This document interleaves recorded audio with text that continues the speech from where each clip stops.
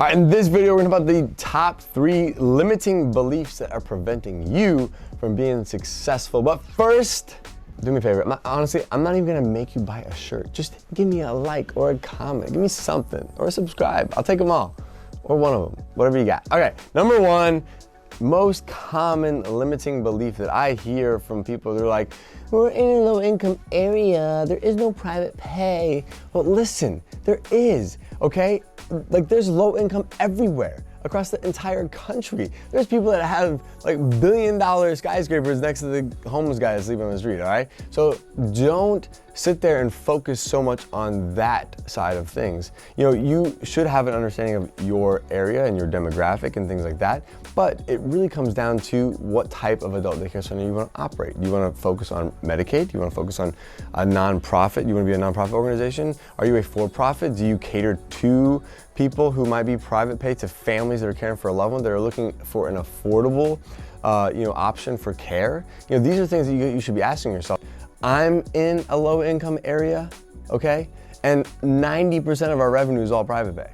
And number 2 limiting belief is, I can't tell you how many times I'll talk about spreading awareness, letting more people know that adult daycare exists, and people will be like, well, maybe if you change the name, then more people would know about it. Well, what are you gonna change the name to? I mean, if you call it the club, like, do you think people are just gonna associate like the club with like a place that takes care of seniors, or are they gonna think you're going like talking about like the nightclub? And if I call it a day club, like, are we going to Vegas? Like you have to understand that we're not talking or catering to the individual that we're actually caring for. We're catering to their family member. And why does their family member need us? Because they need care for their loved one. They need a place that they can get care during the daytime. So how do they find, daytime care for their loved one? You know, there is no greater search than adult daycare for this particular industry. So the reality of it is yes. Is it demeaning maybe towards the member? Yeah, it can come off that way. I can see that. I agree with you. I don't want to call it that.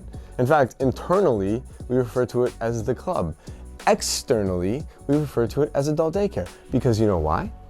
The consumer, the decision maker, the family caregiver, the person that is overseeing the care for that loved one, whether it's a spouse, the mom, the dad, or a neighbor, that person is searching for adult daycare.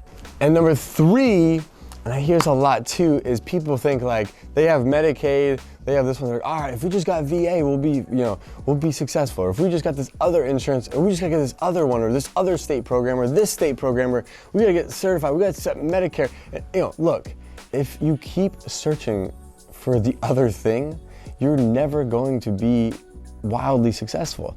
The reality of it is you gotta dig deep on your core audience. Where did you start? Who did you begin to attract? Okay, what is your center, like what is the demographics of your center, or what are the demographics of the center that you would like to try to create and go after? That is your first priority, and once you establish that, you need to dig your heels deep into that, but you cannot just assume that some other form of insurance or state-funded program or some grant or this is gonna be your savior. You got to believe in yourself, and you got to believe in what you're trying to do, and you need to go all in on that and relentlessly pursue it and never give up, and know that there is no easy way out. Looking for another solution, looking for another grant, looking for another piece of insurance, looking for another payer source, in this hopes of this being your saving grace, that is quitting on your original intention. And that is what people get a little wishy-washy, and it causes them to potentially not be as successful as they could have been in the first place. Anyways, guys, if you want to learn more about opening up your own adult daycare, go to adcpro.com, and we will see you on the next one. Hey guys, thank you so much for joining me. If you'd like to learn how to open your own adult daycare center, go to adcpro.com.